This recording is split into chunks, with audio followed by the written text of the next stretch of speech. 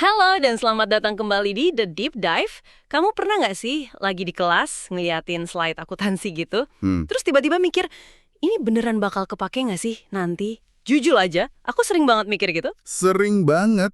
Apalagi pas lihat jurnal balik atau neraca lajur yang panjang itu. Kayak, ini buat apa sih? Cuma buat ngejar nilai doang ya kan? Nah, tepat. Tapi kebetulan banget hari ini kita punya contekan super lengkap. Kita lagi megang laporan riset mendalam soal strategi pengembangan materi di jurusan kita. Jurusan akuntansi dan layanan perbankan di SMK Negeri 1 Klungkung. Betul.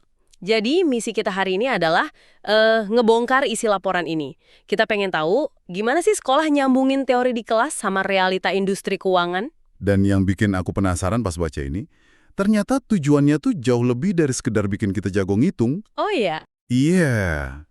Laporan ini nunjukin kalau visi sekolah kita sebagai Art, Healthy, Technology and Management School itu benar-benar jadi cetak birunya. Jadi, kita disiapin buat jadi problem solver keuangan yang punya seni, punya integritas, dan pastinya melek teknologi. Oke, itu konsep besarnya. Tapi gimana cara nge-breakdown-nya jadi pelajaran sehari-hari? Katanya semua dimulai dari kurikulum Merdeka.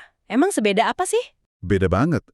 Kalau dulu kita kayak menghafal resep, sekarang kita diajak ngerti kenapa garam itu bikin gurih. Laporan ini ngebaginya jadi dua fase besar. Fase E di kelas 10. Fase E, fondasi ya. Ini berarti kita belajar dasar-dasar akuntansi sama perbankan gitu kan? Betul. Tapi ada satu hal yang di-highlight banget di laporan ini soal fase E, Apa tuh? yaitu spreadsheet, alias Excel. Excel. Kenapa Excel dibilang sepenting itu? Bukannya itu cuma program buat bikin tabel? Nah, ini dia sudut pandang yang menarik banget. Laporan itu bilang menguasai spreadsheet itu kayak belajar bahasa pemrogramannya seorang akuntan. Bahasa pemrograman? Serius? Iya, ini bukan soal jago ngetik rumus sum atau VLOOKUP, tapi soal membangun logika data. Gimana cara menstrukturkan informasi, gimana kita bisa bertanya ke data, dan data itu ngasih jawaban. Logika inilah yang jadi tiket masuk ke tahap selanjutnya. Wah, baru kepikiran loh. Selama ini kita anggap Excel cuma alat bantu, ternyata itu cara kita melatih otak buat berpikir terstruktur. Oke, kalau fondasi logikanya udah dapat di fase E, terus di fase F, kelas 11 dan 12, kita ngapain? Kalau di fase E kita belajar alfabet, di fase F kita mulai nulis novel, semuanya jadi jauh lebih dalam. Lebih spesifik gitu ya? Jauh, laporan ini menyoroti beberapa keahlian kunci. Pertama, akuntansi keuangan.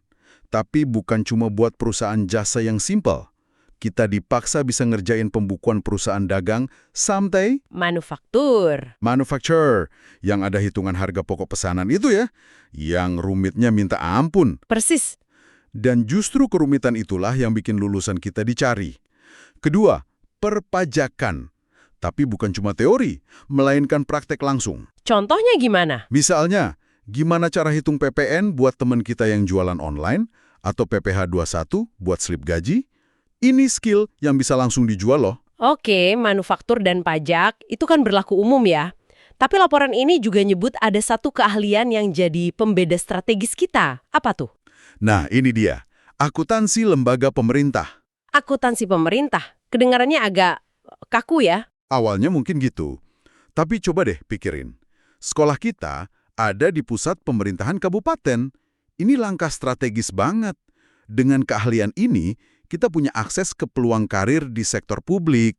Oh, masuk akal juga. Dan terakhir, tentu, layanan perbankan. Tapi fokusnya udah geser. Bukan lagi soal ngitungin uang tunai, tapi gimana memahami arus kas digital. Tapi prinsip utamanya nggak akan pernah berubah. Trust dan prudent. Kepercayaan dan kehati-hatian. Oke, teorinya keren banget. Dari logika Excel, masuk ke manufaktur, pajak, sampai akuntansi pemerintah. Tapi kan kita anak SMK. Yang paling penting itu prakteknya. Laporan ini bahas nggak sih di mana kita bisa benar-benar kotorin tangan? Tentu dibahas. Dan ini bagian yang paling seru. Laporan ini menyoroti dua laboratorium utama kita. Yang pertama, udah pasti, Bank Mini Laksmi Kubera. Bank Mini? Laporan ini ngasih julukan yang keren banget. Kawah Chandra di muka bagi calon bankir. Kawah Chandra di muka. Deskripsi yang epik. Tapi jujur ya, seberapa nyata sih Bank Mini itu? Apa itu bukan cuma simulasi aman di mana kalau kita salah pun nggak ada konsekuensi realnya? Pertanyaan bagus. Di permukaan mungkin kelihatan kayak simulasi, tapi laporan ini menekankan pada tekanan psikologisnya. Maksudnya? Saat kamu jadi teller dan di akhir hari ada selisih kas, meskipun cuma 10.000, rasa panik dan tanggung jawabnya itu nyata. Nggak ada buku teks yang bisa ngajarin perasaan itu.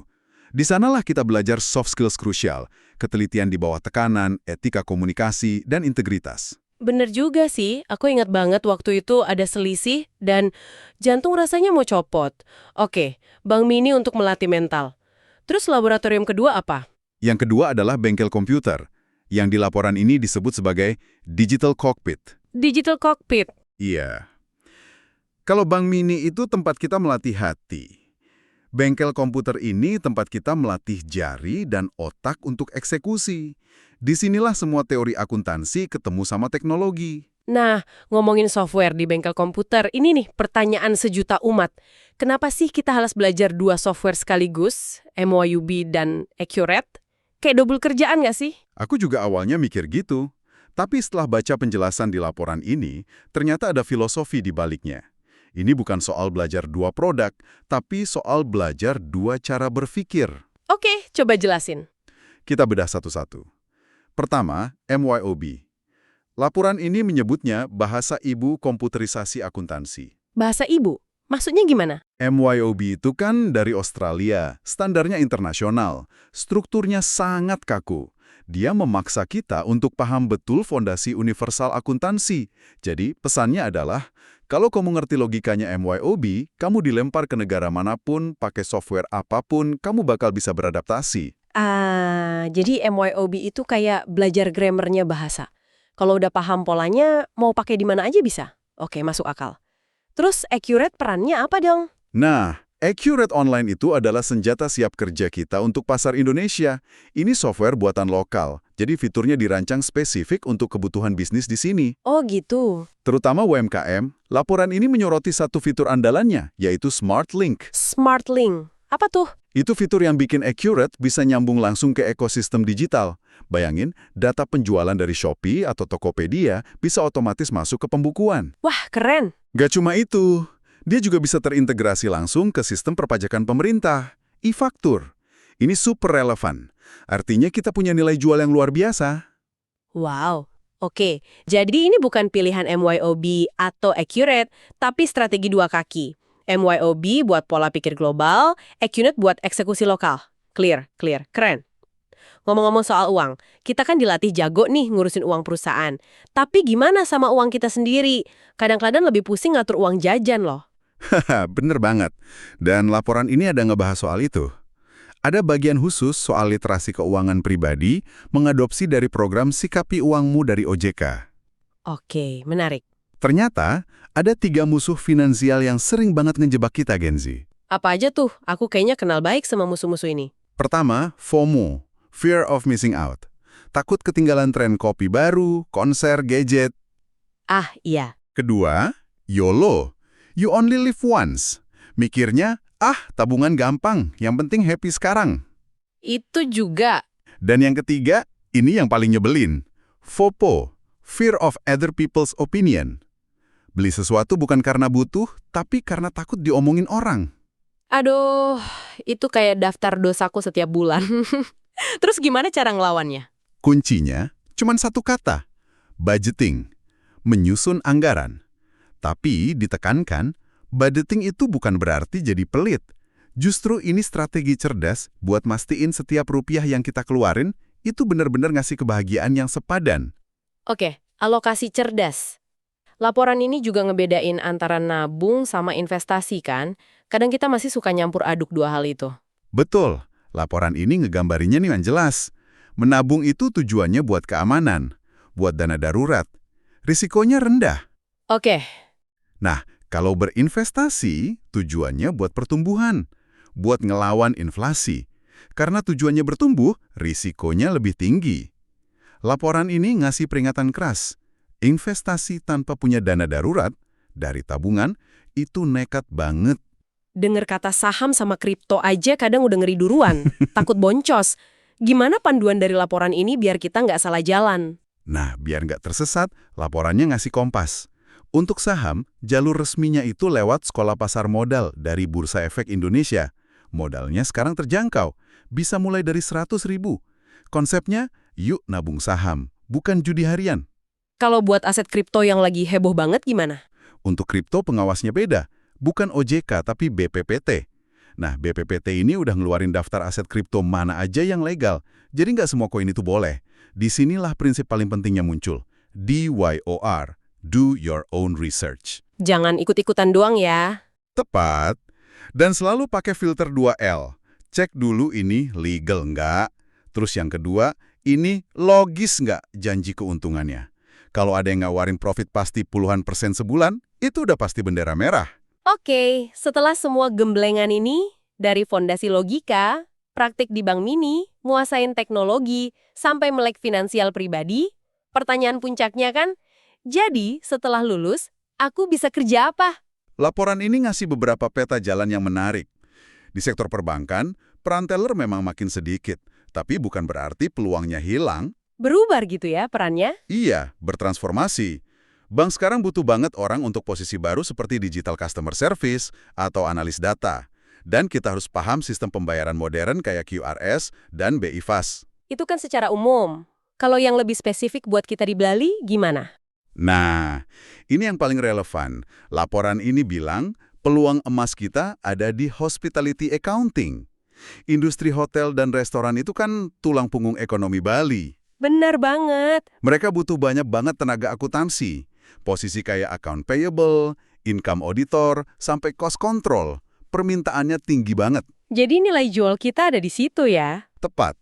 Bayangin, kita lulus dengan pemahaman akuntansi perhotelan plus jago pakai Accurate atau MIOB. Itu kombinasi maut di mata HRD hotel di Bali.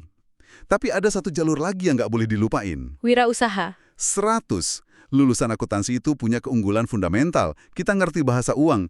Kita bisa banget buka jasa pembukuan buat UMKM di sekitar kita. Oh iya, yang usahanya bagus tapi administrasinya masih berantakan. Persis. Peluangnya justru lebih luas karena kita nggak cuma jadi pemain, tapi bisa jadi pelatihnya. Kalau ditarik benang merahnya, pendidikan kita ini ternyata dirancang berlapis-lapis ya. Mulai dari membangun cara berpikir logis, terus diasah keahlian teknisnya, dipraktekkan mentalnya, sampai akhirnya dibekali senjata global dan lokal. Ini lebih dari sekedar persiapan cari kerja. Laporan ini nunjukin kalau tujuannya adalah membangun kompetensi yang utuh. Ada skill teknisnya, ada soft skills-nya, ada kecerdasan finansial pribadinya, bahkan ada DNA wirausahanya. Jadi, semua pertanyaan buat apa sih belajar ini rasanya terjawab ya. Ternyata setiap mata pelajaran itu kayak potongan puzzle yang kalau disusun jadi gambaran besar. Benar. Sebagai penutup, ada satu pertanyaan lanjutan dari laporan ini yang kayaknya seru banget buat kamu renungkan. Apa tuh? Kita tahu Bali itu sangat bergantung sama pariwisata, dan kita juga tahu pariwisata itu rentan banget sama krisis. Nah, coba deh kamu pikirkan, gimana caranya semua keterampilan akuntansi digital yang lagi kamu pelajari ini bisa dipakai bukan cuma untuk kerja di hotel, tapi mungkin untuk menciptakan model bisnis baru yang bisa bikin UMKM pariwisata lokal jadi lebih kuat dan tahan banting. Pikirkanlah.